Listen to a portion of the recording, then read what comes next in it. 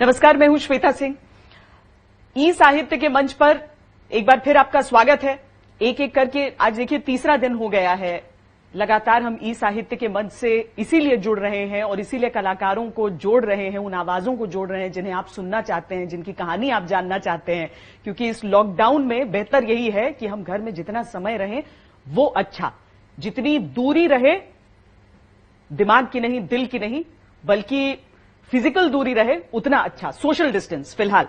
लेकिन अब उनका मैं स्वागत करना चाहती हूं ई साहित्य आज तक के मंच पर, जो जज्बातों की स्याही से दिल के पन्ने पर लफ्जों से पेंटिंग करते हैं। उनके गीतों को इसके अलावा और क्या नाम दिया जा सकता है? पीयूष मिश्रा जी, बहुत स्वागत है आपका। कैसे पीयूष जी आप, कैसा समय निकल रहा है आपका? अरे बढ़िया निकल रहा है, और कैसा निकलेगा। मतलब ये जो भी वक्त आया है इसका सामना तो करना पड़ेगा ना भाई। हम हार तो मान नहीं सकते कि अपना हाथ पे हाथ रख के बैठ जाएं। बिल्कुल सामना कर नहीं सकते क्योंकि जो है दुश्मन बड़ा मजबूत है, अभी हमारे पास में हथियार नहीं है इससे निपटने के। तो समझदारी से काम करना चाहिए कि मेरे ख्याल से मॉर्टेलिटी रेट बहुत कम है, डेथ रेट बहुत कम है, इतना फेटल नहीं है, इससे निपटा जा सकता है। तो यही सोचकर जो है इसका सामना करते हैं कि आए भाई आपके मतलब बुरी स्थिति तो है, खतरनाक तो है स्थिति, सामना करते हैं। That's all. तो ये लॉकडाउन आपकी क्रिएटिविटी के लिए अच्छा रहा है या बुरा? मतलब वो लॉक हो गई है क्रिएटिविटी या और विस्तार ले रही है अभी? देखिए इसमें क्या होता है कि कहा जाता है अक्सर कि सॉलिट्यूड जो है, सन्नाटे में जो है आर्टिस्ट बहुत अच्छा काम कर सकते हैं। मैं तो वैसे भी नहीं कर सकता, मेरे को तो बहुत शोर शराबा चाहिए। अच्छा, दूसरी बात है कि सॉलिट्यूड में और कैद में फर्क होता है। ये जो है कतई मतलब आपके सर पे पिस्तौल तान कर कहा जाता है कि आप चुपचाप रहिए, तो ये कैद बन जाती है। तो इसमें जो है सॉलिट्यूड का मजा नहीं आता। तो मैं बहुत लिखने की कोशिश कर रहा हूँ, लेकिन वो ज़हन से जो निकल रहा है ना, वो अजीब सा निकल रहा है। मतलब लिखता हूँ, लिख के बाद देखता हूँ, लिखने के बाद में तो जो मैं सोच कर लिखता हूँ वो लिखा नजर नहीं आता, वो कुछ और नजर आता है। तो बार बार चेष्टा कर रहा हूँ, बार बार लिखने की कोशिश कर रहा हूँ, बार बार लिखने की कोशिश कर रहा हूँ, क्योंकि और कुछ कर नहीं सकता मैं इसमें। एक्टिंग नहीं कर सकता, एक्टिंग भी कर सकता हूँ लेकिन कर नहीं रहा। एक्टिंग लिरिक्स लिखने की कोशिश कर सकता हूँ, लेकिन मैं पुराने लिरिक्स हैं वो बाहर निकालने की कोशिश कर रहा हूँ। जितने अधिक दुनिया के सामने आए उतना ही बेहतर है। तो यही चल रहा है, ऐसे चल रहा है मतलब। नहीं, पर जो आप लिख रहे हैं ये चीज मैं आपसे समझना भी चाहती हूँ कि आप खुद अपने जज बनते हैं या फिर आप सुनाकर सोचते हैं कि कैसा प्रभाव पड़ा? क्योंकि आप अगर कुछ लिख रहे हैं, मैं समझ ही नहीं सकती हूँ कि वो ऐसा होगा जो ऐसा न हो जिसे प्रकाशित किया जा सके या जिसे गीत में गुथा जा सके। नहीं, ऐसा नहीं है। मैं भी बहुत खराब लिखता हूँ। कई बार जब लिखने पे आता हूँ, खराब लिखने अब आता हूँ तो बहुत खराब लिखता हूँ। एक्चुअली मैं जो सोच के लिखता हूँ, मेरा एक नॉवल था बहुत पहले पुराना नॉवल था, हैमलेट कहीं बॉम्बे नहीं गया। वो एक्टर की जिंदगी था, एक्टर की जिंदगी पर था। एक बंदा, एक्टिंग की जर्नी थी उसकी, ग्वालियर और दिल्ली और बॉम्बे। एक तरह से वो उसमें मेरी जिंदगी की बहुत इंस्टेंसेस थे, लेकिन वो मैंने लिखा था, लिखकर मैंने खो दिया था उसे। अब मैं उसको रिक्रिएट करने की कोशिश कर रहा हूँ, तो वो फ्लेवर नहीं आ पा रहा जो मैं लिखने की कोशिश करता हूँ। वो कुछ और फ्लेवर के साथ में था वो, और मुझे याद है, मुझे लगता है पूरा याद है मुझे, लेकिन फिर भी जो कागज पर जो शब्द आते हैं, उसका जो आवाज निकलता है, उसमें वो फ्लेवर नहीं है जो मैं लिखने की कोशिश कर रहा था। तो ये ज़हनी तौर पर इस वक्त डिप्रेशन है बहुत बुरी तरीके से, और लड़ना है हमको। तो उससे लड़ाई चल रही है, जद्दोजहद चल रही है। कुछ पन्ने लिखता हूँ, फिर रुक जाता हूँ, फिर कुछ पन्ने लिखता हूँ, फिर रुक जाता हूँ। तो हार तो मान नहीं सकते, तय बात है, हार तो मानेंगे नहीं। कुछ ना कुछ तो क्रिएट करेंगे, कुछ ना कुछ। लॉकडाउन का कुछ ना कुछ फायदा तो होगा, as an artist, as a person. पर पीयूष मिश्रा कितना डिफिकल्ट टू सेटिस्फाई है अपने आप के लिए? कितना डिफिकल्ट टू सेटिस्फाई अपने आप से? आप कितना सेटिस्फाई हो पाते हैं यूजुअली या लॉकडाउन में? नहीं, हमेशा आप अपनी लिखी चीजों से कितनी जल्दी सेटिस्फाई होते हैं? अपनी एक्टिंग से कितनी जल्दी सेटिस्फाई होते हैं? कि मैं बहुत जल्दी हो जाता हूँ सेटिस्फाई, लेकिन जितना जल्दी हो जाता हूँ उतना जल्दी इसको भुला भी देता हूँ कि अभी हो गया बस ये काम। अब इस काम को करने के बाद में अगला काम करो, अगले काम पर जाओ, अगला काम करो। वो लिखना हो, राइटिंग हो, या म्यूजिक हो, या एक्टिंग हो, करके मैं भूल जाना पसंद करता हूँ। मतलब जितना अधिक जो है आपके, जितना जल्दी भूल जाया जाए, उतना ही आपको उस काम के मुंह में ना पड़े रहने का खतरा मतलब कम हो जाता है। कि आप उसी, अभी एक मेरा सीरियल वेब सीरीज आया है इल्लीगल, अब उसमें जो है थोड़ा बहुत लोग बाग पसंद कर रहे हैं उस पर्टिकुलर कैरेक्टर को, तो मेरे पास में पूरा हक है कि मैं फूल जाऊं खुशी से, लेकिन मैं खुशी से फूल नहीं रहा। मैंने सुना और मुझे अच्छा लगा, और उसके बाद में मैंने भूल जाना पसंद किया। नहीं, क्योंकि ये जो लॉकडाउन का समय चल रहा है ना, तो मैं तो आपके बहुत गाने सुन रही हूँ, जैसे एक बगल में चांद होगा या फिर ओरी दुनिया। तो मैं उनको सुनते हुए मैं सोच रही थी कि आमतौर पर जब भी किसी ने लिखना शुरू किया होता है तो या तो उसका दिल टूटा होता है या उसको इश्क हुआ होता है। तो क्या पीयूष मिश्रा भी उसी का हिस्सा रहे? मतलब आपने भी वैसे ही लिखना शुरू किया था या नहीं? लिखने के लिए मुझे ऐसे कारणों की जरूरत ही नहीं पड़ी कि अभी दिल टूटे और लड़की धोखा दे जाए और ये हो और वो हो। लिखने के लिए मुझे खाली एक कारण की जरूरत पड़ी कि लिखने की इच्छा होनी चाहिए या फिर लिखने के पैसे मिलने चाहिए। हाँ। एक तो पैसे के लिए लिखा मैंने, और या फिर जो है लिखने की जरूरत महसूस करनी चाहिए। तो जरूर, जैसे कि गुलाल थी, अनुराग कश्यप ने मुझे कहा कि मेरे को ये गाने चाहिए। गुलाल बहुत मुश्किल से बनी थी, सब जानते हैं। तो उस वक्त मेरे पास लिखने के अनाप शनाप कारण थे, और देश में इतना कुछ हो रहा था और अब भी हो रहा है कि कलम ना उठाने का सवाल ही पैदा नहीं था। तो मैंने जितना कुछ कर सकता था करने की कोशिश की, लेकिन ये लड़की वड़की धोखा दे जाना और दिल टूटना और ये सब साला बेवकूफी है। ऐसा ऐसा करके जो लिखता है वो धोखा देता है, वो अपने आप को भी धोखा देता है और दुनिया को भी धोखा देता है। इश्क को लेकर तो पूरा आपका फलसफा है सामने आपकी किताब की शक्ल में। फलसफा है, लेकिन बहुत बड़ा खाली इश्क नहीं है ना, लड़की इन्वॉल्व नहीं है खाली इसमें, उसमें बहुत सारी चीजें इन्वॉल्व है। इससे मेरा मतलब खाली लड़की से नहीं है, तो उसमें बहुत सारी चीजें इन्वॉल्व है, बहुत सारी चीजें इन्वॉल्व। वो काम भला का काम हुआ, चंगेज खान को छोड़ दें हम, कितनी बड़ी चीज है, बहुत सारी चीजें हैं। वो काम भला का काम हुआ जो क्या क्या भूल भी गया, वो काम भला के काम हुआ जो चंद्रशेखर आजाद ना हो। इश्क भला क्या इश्क हुआ पे भी आ सकते हैं हम सीधा। हाँ, वो इश्क भला क्या इश्क हुआ जो भगत सिंह की याद ना हो। अब इसमें भगत सिंह भी इन्वॉल्व है, इसमें चंद्रशेखर आजाद भी इन्वॉल्व है, तो इसमें इश्क आ रहा। तो इश्क जो है आपके वो बहुत छोटे, इश्क का तो सारा लिया गया है, खाली की एक जो है शुरुआत करने के लिए इश्क और काम से जोड़ दिया गया उसको। बाकी जो है फलसफा बहुत लंबा है, बहुत लंबा चौड़ा फलसफा। पर आपने अपनी जिंदगी प्लान कितनी की और अचानक कितनी हो गई? मतलब अरे अचानक, अरे कुछ एनएसडी जाना कि मुझे सब कुछ होता गया। हाँ। अरे एनएसडी जाना भी जो है, मेरा एक दोस्त था रवि उपाध्याय, मेरा ग्वालियर का दोस्त था मेरा, उसने मुझे दर्शन सिखाया था, मुझे फलसफे का गाइड था मेरा। उसने ही मुझे एकदम से एक दिन में हो गया था। मतलब उसने कहा तुम कुछ नहीं कर रहे, साले फ्रस्ट्रेशन घूम रहे हो, परेशान घूम रहे हो, ये भी नहीं करना चाहता, वो भी नहीं करना चाहता, तो कम से कम फॉर्म में भरवा लो। और फॉर्म नहीं, हसरत क्या होगा, मतलब वर्स्ट टू वर्स्ट कलेक्शन नहीं होगा तुम्हारा, तो यहाँ रह जाना, शराब पीना, मर जाना, बस दैट्स ऑल। उस वक्त मैं पीता नहीं था खैर, है ना।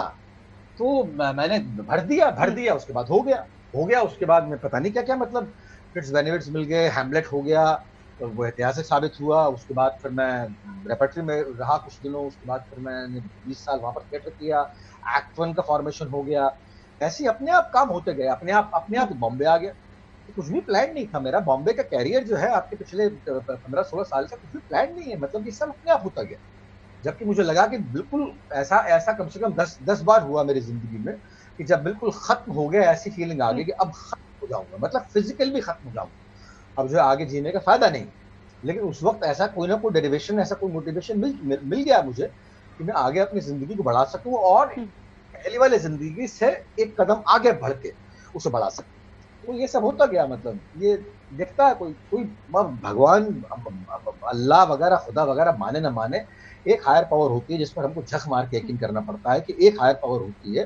वो कम्युनिस्ट भले मुझसे एग्री करे ना करे, लेकिन अंततः उनको भी एग्री करना पड़ता है कि एक हायर पावर होती है जो हमें जज करती है, तो उसका कहना मानना चाहिए। वी आर नॉट अल्टीमेट, हम खुदा नहीं।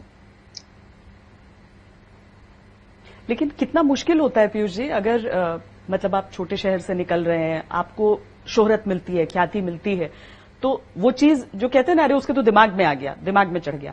ये कितना मुश्किल होता है मैं को हावी न होने देना। ये हमारे साथ कम होता है एक्चुअली। हम तो नॉर्मल बने रहते हैं, हम नॉर्मल बनने की कोशिश भी करते हैं।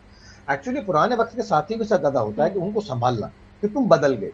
अरे बदले नहीं बाबा, हम घाट का पानी पी चुके, यहाँ वहां दौड़ चुके, 50 किस्म के एक्सपीरियंसेस ले चुके, 50 किस्म के तजुर्बे ले चुके, और तुम्हें लग रहा है कि हमें इतना भी परिवर्तन नहीं आया। ठीक है, तुम्हारे साथ बैठ लिया, अब 1 घंटा पुरानी बातें कर लिया, डिस्कस कर लिया कि ऐसा करते थे वैसा करते थे, इसके बाद में कुछ तो परिवर्तन हमें होगा ना, तो उसको महसूस करो। तो मैं वो करता हूँ। जितना लोग वक्त समझते हैं बढ़िया बात है, नहीं समझते तो मैं आगे बढ़ जाता हूँ। भागो, हु केयर्स, हमें अपनी जिंदगी जीनी और अपने अपने तजुर्बों के साथ में, अपने अपने अनुभवों के साथ में हर बंदा चलता है और उसको चलने देना चाहिए। ऐसी किसी की जिंदगी के अंदर झांकना नहीं चाहिए। अगर आप अटके रह गए एक जगह पर, इसका मतलब ये नहीं कि हम भी अटके रह जाए। मैं तो कह सकता हूँ कि मैं तो बहुत लंबा चौड़ा ग्राफ, बिल्कुल ऐसा गया मेरा, ऊपर ग्राफ गया, और बहुत तगड़ी जिंदगी जी है मैंने। मुझे तो ये 57 साल जो है, मतलब मुझे बहुत बेशकीमती लगते हैं कि बहुत तगड़े तजुर्बातों के साथ में, बहुत तगड़े अनुभवों के साथ में मैंने की जिंदगी बिताई है, तो मैं तो इनकी कीमत समझता हूँ, तो मैं इनको अपने हाथ से जाने नहीं दूंगा। They are very precious to me. तो बुरा मानते हैं, कई बार बुरा मानते हैं तो बुरा मान जा, हूँ केस, मानते हैं बुरा बुरा ही मानते हैं, ऐसी बात नहीं, काफी बुरा मानते हैं। आपकी सोच में, आपके शब्दों में थोड़ा सा मतलब जैसे अगर हम कहें कि आप इश्क भी लिखते हैं तो थोड़ा दर्द छलक जाता है उसमें, अगर आप गुस्सा लिखते हैं तो उसमें एक पीड़ा नजर आती है। तो आप जो लिखते हैं कई दफा तो वो आपकी सोच उस समय इसीलिए नहीं रहेगी क्योंकि वो जरूरत है उस समय जो लिखना है। कितना हद तक हाँ, आप रहते हैं उसमें? अगर आप कहते हैं, अगर ये लिखा हुआ है कि जिस कवि की कल्पना में जिंदगी हो प्रेम गीत, उस कवि को आज तुम नकार दो, तो ये आपकी सोच कितनी है और उस चीज की जरूरत कितनी है उस समय? उस वक्त तो वही है, उस वक्त तो वही सोच है, जो जब मैं लिखता हूँ तो उस वक्त जो शब्द होते हैं वो पूरी तरीके से मेरी सोच में ढले रहते हैं। जब लिखता हूँ मैं, जब लिखता हूँ उस वेरी मोमेंट जो है, जब मैं लिखता हूँ तो वो शब्द जो है बिल्कुल जो मेरी सोच चल रही होती है उस वक्त, जिस कवि की कल्पना में जिंदगी हो प्रेम गीत, उस कवि को आज तुम नकार दो, ये उस वक्त मैं ऐसे ही सोच रहा था, ऐसे ही सोच रहा था। ये दुनिया अगर मिल भी जाए तो क्या है, उस वक्त मैं ऐसे सोच रहा था, उसमें नकली नहीं था, उस वक्त में नकली नहीं था। उस वक्त I was true to myself, I was true to myself. मैं बहुत ही सख्ती से अपने अंदर का पालन, अपने अंतर का पालन कर रहा था कि मैं जो सोच रहा हूँ, जो महसूस कर रहा हूँ, वही लिख रहा हूँ। अदरवाइज वो वर्ड्स नहीं आ पाते मुझसे, मैं बना बना कर नहीं लिख पाता, और मैं बहुत जल्दी लिख पाता हूँ। मतलब मेरे से ये गाने आरंभ है प्रेजेंट मेरे से एक दो दिन में हो गया था। ये दुनिया अगर 2 दिन में हो गया, दुनिया अच्छा। एक बगल में चांद होगा 1 दिन में हो गया था, घर मेरे से 1 दिन में हो गया था, हुस्ना मुझसे 1 दिन में हो गया था। मेरे सारे गाने हद से 1 या 2 दिन लेते हैं, 1 या 2 दिन लिए हैं। अगर गानों के लिए मैं पहचाने जाता हूं तो वो एकदम से एब्रप्टली आते हैं, मैं शब्द सोच कर नहीं लिखता, तो एब्रप्टली आते हुए एकदम से आ जाते हैं। बस उसके लिए अपने आप को ढालना पड़ता है कि मैं उस मानसिकता में पहुंच जाऊं कि हुस्ना नाम की लड़की जो है रहती है लाहौर में, और मैं जो यहाँ बैठकर सोच रहा हूँ उसके बारे में। एक बार कि मैं सोचना शुरू कर दूं तो मेरा गाना हल निकल जाएगा, हाँ निकल जाएगा। आरंभ प्रचंड में सोच लूं कि हाँ ये आरंभ प्रचंड, मस्तकों को झुंड आज जंग की घड़ी की तुम गुहार दो, ये रेवोल्यूशन मेरे दिमाग में आ गया एक बार की, तो वो गाना हाल निकल जाएगा। उसके लिए मुझे लगाने की जरूरत नहीं पड़ेगी कि यहाँ पर प्रचंड लगाऊंगा या आरंभ लगाऊंगा या मस्तक लगाऊंगा। वो सब चीजें जो है मेरे दिमाग में बड़ा आसानी से और बहुत जल्दी आ जाती है, बहुत तेजी से आती है। तो इसलिए जो है मुझे बहुत प्रॉपर तो मोटिव चाहिए शख्सियत लिखने का। आपकी, जी, जी नहीं, प्रॉपर आपकी मोटिव चाहिए शख्सियत मुझे। इतनी स्पॉन्टेनियस लगती है, शायद वही वही चीजें हैं जो पंक्तियों में भी वही स्पॉन्टेनिटी निकल जाती है कि हो उसके लिए सकता है ऐसा दोबारा हो। मुड़कर नहीं देखना पड़ता, एक ख्याल आ गया तो हाँ, आ गया जहन में। आ गया तो हाँ, एग्जैक्टली आ गया तो आ गया, इतना अधिक सोचने की जरूरत नहीं पड़ती।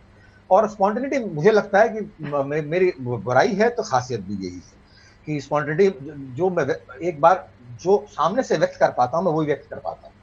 पीछे सोचकर किसी के बारे में व्यक्त करना, किसी स्थिति के बारे में व्यक्त करना, किसी अनुभव के बारे में व्यक्त करना, ये मुझे खराब लगता है, और कई बार सामने वाले बुरा भी मान जाते हैं। लेकिन मैंने देखा है कि अक्सर जो है जो बुरा मानते हैं उनको मैं थोड़ा सा सोचने का मौका देता हूँ, और वो कुछ दिनों बाद ठीक हो जाते हैं कि यार उस वक्त बुरा लगा था लेकिन इस वक्त बुरा नहीं लग रहा, उस वक्त शायद तुम ठीक कह रहे। और अगर और भी बुरा मानते हैं, मानते चले जाते हैं, तो मतलब हु केयर्स, उसका मैं कुछ नहीं कर सकता। पर स्पॉन्टेनिटी किसी को बुरी क्यों लग सकती है? हाँ, बेबाकपन लग सकता है कि आपने बोल दिया कुछ, यानी कि आप उस समय मतलब सच बोल जाते हैं इस मोमेंट में। स्पॉन्टेनिटी हम नहीं, वो बेबाकपन ही होता है ना, हमें लगता है कि वो स्पॉन्टेनिटी है, उसको हाँ, बेबाकपन भी नाम दे सकते हैं हाँ, ना, मतलब ऐसी कोई बात नहीं है, देने वाले देते हैं। बेबाक हो, बदतमीज हो, कुअड़ हो, जंगली हो, निशाचर हो, ऐसे भी नाम मिले हैं मुझे अपने खराब वक्त में, जबकि मैं बहुत गुस्सा करता था और जब मैं जंगली आदमी हुआ करता था, तो उस वक्त जो है बहुत नाम देकर बात किया करते थे कि it is very difficult to work with him. आज स्थितियां दूसरी हैं, लेकिन आज जो बड़े पॉजिटिव वे बोलते हैं कि यार तुम बड़ा खरा खरा खराब खराब बोलते हो, खरा खरा नहीं बोलते, खराब बोलते हो, कई बार खराब बोल जाते हो। तो मैं अपने लहजे पर जो है थोड़ा तमीज की लगाम करने की कोशिश करता हूँ। जितना हो सकता है मैं तमीज से ही बोलता हूँ, जितना हो सकता है मैं तहजीब से बोलता हूँ कि सामने वाले को खराब नहीं लगे। लेकिन फिर भी जो है कुछ चीज तो ऐसी होती है, आप हर बंदे को सेटिस्फाई करके नहीं चल सकते, आपको किसी न किसी को बुरा मनवाना ही पड़ेगा। मतलब तो ये थ्योरी है कि आप हर बंदे को सेटिस्फाई करके, हर बंदे को खुश करके नहीं चल सकते। इसमें एक राजनीतिक सोच की भी जगह होती है क्या? मतलब जैसे नहीं है, बिल्कुल आपकी बिल्कुल कुछ काम में, बिल्कुल नहीं, हाँ, बिल्कुल होती बिल्कुल नहीं है राजनीति, नहीं? बिल्कुल नहीं, बिल्कुल बिल्कुल नहीं। राजनीतिक सोच मतलब क्या, पार्टी वाला सोच, या क्या मतलब पॉलिटिकली करेक्ट की बात कर नहीं, रही है? मतलब जैसे हम नहीं नहीं, मैं पॉलिटिकली इनकरेक्ट की बात कर रही हूं कि अगर कुछ समय के लिए आपका भी मतलब जब तक थिएटर से भी आप जुड़े रहे, उस समय भी थोड़ी एक वामपंथी सोच की बात होती थी। आज की तारीख में अपनी सोच स्पष्ट कर देना, और पूरी फिल्म इंडस्ट्री को भी अगर हम ले लें तो दो अलग अलग धड़ों में बंटे हुए भी दिखते हैं। तो ये सोच रहनी चाहिए। कई लोग कहते हैं साहित्य में इसकी जगह नहीं है, और कई कहते हैं कि साहित्य इससे अछूता क्यों रहे। पहली बात तो बतलाते हैं, बहुत जोर से बताना चाहता हूं कि वामपंथ नाम की चीज से मेरा नमस्कार है। मैं था कभी, मैं बोलते बोलते थक गया। वामपंथ से मैं चट चुका हूं। वामपंथ ने बुराई किया है मेरा। वामपंथ ने मुझे वो सोच ही गलत लगती है ना। और दूसरी बात यह है कि सच बोलना और खरी खरी बात बोलना ये वामपंथ की बपौती नहीं है। वामपंथियों ने बहुत बुरा किया, हम मेरा तो कम से कम बुरा किया है। तो वामपंथ खरी खरी बात बोलना, सच बोलना, स्ट्रेट फॉरवर्ड बोलना, साफ साफ बोलना, ये वामपंथ की बपौती नहीं। ये मैं बोल रहा हूं, पीयूष मिश्रा बोल रहा हूं, और पीयूष मिश्रा ही बोलता है। और मुझे इस चीज में पॉलिटिकली इनकरेक्ट होने का कोई खतरा नहीं रहता, क्योंकि मैं अपनी तरफ से जो है, मैं किसी को चोट पहुंचाने की कोशिश नहीं करता। और ऐसा बहुत कम तबका है जो कि चोट खाता है, और जो चोट खाते हैं वो वाकई चोट खाने लायक हैं। वाकई चोट खाने लायक हैं। उनको चोट पहुंचाने में मुझे एतराज भी नहीं। तो यही है। तो यहाँ पर ऐसे धड़े हैं, मतलब काफी सारे धड़े हैं जिन, अगर मुझे लगता है कि मुझे ये बात नहीं कहनी चाहिए, तो फिर मैं वहां से उठ के चला आता हूँ। हाँ। कि जबरदस्ती अपने आप को पठान साबित करने की, अमर साबित करने की जरूरत नहीं है। अभी ये बात नहीं कहनी चाहिए, और अभी मैं कहे बगैर रह भी नहीं पाऊंगा। तो मैं वहां से उठाता हूँ कि यार मैं चलता हूँ यहाँ से, मैं चलता हूँ यहाँ से। ऐसा हुआ है कई बार। अच्छा, पहले होता था कि जनरेशन गैप 10-10 साल में, 15-15 साल में होते थे। आजकल पीढ़ियां 3-3 साल, 2-2 साल में बदल जाती हैं। एक बड़ी अच्छी चीज जो लगती है वो ये कि हर पीढ़ी पीयूष मिश्रा की लेखनी से जरूर इत्तेफाक रखती है। मैं तो अभी भी देखती हूं कि आपकी कही हुई कोई चीज या लिखी हुई कोई चीज को बड़ा सोशल मीडिया पे, चाहे इंस्टाग्राम पे हो गया, कहीं पे भी बड़ा शेयर किया जाता है उसे। तो ये गजब का टैलेंट है आपका। इसके लिए शायद आप कोशिश भी नहीं करते होंगे, लेकिन जो उस समय का युवा है वो पीयूष मिश्रा की सोच का आईना हो जाता है। हाँ, नहीं, इसमें कोई बहुत बड़ी बात नहीं। मुझे इनकी जुबान पसंद। मुझे एक्चुअली युवाओं का सोच जो है ना, आपके मतलब 20 से लेकर 25 साल का सोच जो है, हाँ। उसका मानसिक स्तर जो है क्या है, मैं उसे बहुत बड़ा मानता हूँ। मैं उसे बहुत मैच्योर मानता हूँ। मैं उसे जो युवा गुलाल समझ सकता है, जो युवा गुलाल समझ सकता है, जो युवा गुलाल समझ सकता है, वो उसका मतलब बहुत ही ज्यादा मेंटली मैच्योर्ड है ना। पहले मुझे भी इसके बारे में गलतफहमी थी। तो और दूसरी बात यह कि मेरे पास में जो तीनों भाषाओं का अल्प ज्ञान है, हिंदी का भी, उर्दू का भी और अंग्रेजी का भी। मैं लिखता हूँ कोलोक्वियल भाषा में, बहुत कोलोक्वियल भाषा में लिखता हूँ, जो कि समझ में आए, जो कि जिस भाषा में बोलचाल होती है, जो कि कम्युनिकेट हो। और मेरी भाषा कम्युनिकेट होती है, तो लोग बात समझते हैं। उन्हें लगता है कि अभी बड़ी शायरी है, उर्दू शायरी है। गालिब साहब को मैं बड़ा डर डर के पढ़ता हूँ, क्योंकि मैं समझ नहीं पाता। उसमें बहुत ही उर्दू के क्लिष्ट वर्ड्स हैं। वर्ड्सवर्थ मैं समझ नहीं पाता कि बहुत ही खतरनाक किस्म का राइटर है ना। ऐसे ही विलियम शेक्सपियर को मैं बहुत बहुत जोर दे के पढ़ता हूँ, एक एक लाइन को 5 बार पढ़। और क्योंकि वो थिएटर का बंदा है, इसलिए मैं शायद समझ पाता हूँ, क्योंकि उसको बोला भी जा सकता है। ऐसे हिंदी के भी जो है, अगर राम की शक्ति पूजा मुझे पढ़ाई जाए, तो उसमें 50 चीजें होंगी जो कि मैं समझ नहीं पाऊंगा। लेकिन मैं जब लिखता हूं, तो वो जो है सारे के सारे वर्ड्स जो है समझ में आने वाले होते हैं। और उसमें मुझे एतराज नहीं है कि अगर हिंदी का, उर्दू का, अंग्रेजी का भी लफ्ज आ जाए, कि जैसे अमेरिका के टावर में घुस जाए एरोप्लेन, जैसे सरेआम अफगानिस्तान का बज गया भैया बैंड, उसमें मुझे मजा आता है। और वो समझ में आते हैं लोगों के, वो आसानी से समझ में आते हैं लोग। तो इसलिए मुझे, और ये जनरेशन जो है, मेरे ख्याल से मैं इनके बच्चों के साथ, ये जो अभी चल रहे हैं ना 20-25 साल, अगर मैं जिंदा तो रहूंगा, मैं खैर 20 साल तक रहूंगा, अगर रहा तो मैं इनके बच्चों के साथ भी मैं इतना ही सहज होकर बात कर सकता। तो मैं बूढ़ा नहीं हो रहा। अलग टैलेंट है जो, हाँ, बूढ़ा क्यों, बूढ़ा मानसिक तौर पर हुआ जाता है। बूढ़ा मानसिक तौर पर, मेरा एक दोस्त है, मैंने नाम लिया उसका, रवि उपाध्याय, मेरा ग्वालियर में दोस्त था। अब उसका पोता है उसका पोता, मतलब आज की तारीख में वो ये 17 साल का है। मेरी कल परसों उससे बात हुई है, उनका पोता है। उससे मैं ऐसे बात कर रहा था, मैंने बात करने के बाद में महसूस किया कि यार तुम आदमियों की जो फटी चेयर, मतलब ऐसे बात करते हो जैसे कि यार से बात कर रहे हो। मेरे सैकड़ों दोस्त हैं जिनके बच्चों से मैं ज्यादा रिलेट करता हूँ दोस्तों के अलावा, क्योंकि उनसे मैं बात कर सकता हूँ, उनसे उनके सब्जेक्ट से बात कर सकता हूँ, बात करने से ज्यादा उनकी बात सुनता हूँ। असली बात यह है कि I am a very good listener, कि उनकी बात सुनना मैं बड़ा पसंद करता हूँ, तो उन्हें अपनी बात बताने में बड़ा मजा आता है। ये तो पीयूष अंकल सुन रहे हैं, पीयूष सर सुन रहे हैं, कुछ लोग पीयूष अंकल बोलते हैं, कुछ लोग पीयूष सर बोलते हैं, ये लोग तो हमारी बात सुनी जा रही है और बड़े आसानी से सुन जा रही है, और साथ में हमको ज्ञान भी नहीं दिया रहा। ये बंदा हमें ज्ञान देने की कोशिश नहीं कर रहा कि मैं इतना अच्छा लिखता हूँ और मैं इतना अच्छा एक्टर हूँ और मैं इतना अच्छा गाता हूँ, ऐसी बात नहीं है। ये जो है सुन रहा है, आराम से सुन रहा है, हमारी बात सुन रहा है, तो उनको बड़ा अच्छा लगता है, बड़ा अच्छा लगता है। तो फिर मुझे भी अच्छा लगता है। इनकलाब सिंह के बारे मुझे बड़े यंगस्टर्स मुझे बड़े पसंद है, बड़े पसंद है। पीयूष जी, बहुत कुछ लिखा है आपने। अपनी लिखी हुई चीजों में से कोई एक चीज होती है क्या कभी सबसे पसंदीदा? ये बड़ा मुश्किल होता है, या कई दफा ये सोचना कि ये तो इतने सालों पहले लिखा, ये उस समय की मेरी सोच थी, ये फलाना समय की सोच थी, या फिर कुछ ऐसा जिसमें आपको अपना अक्स हमेशा हमेशा लगता हो यही है जो मुझे एक्सप्लेन कर देता है। बिल्कुल। इसमें क्या है कि इसमें अलग अलग चीजें हैं, सॉन्ग्स अलग चीजें हैं, स्क्रीन प्ले, डायलॉग्स और स्टोरी। ये जो है मेरी जिंदगी की सबसे बड़ी उत्पत्ति थी 1970 में, जो मैंने 2005 में या 4 में लिखी थी।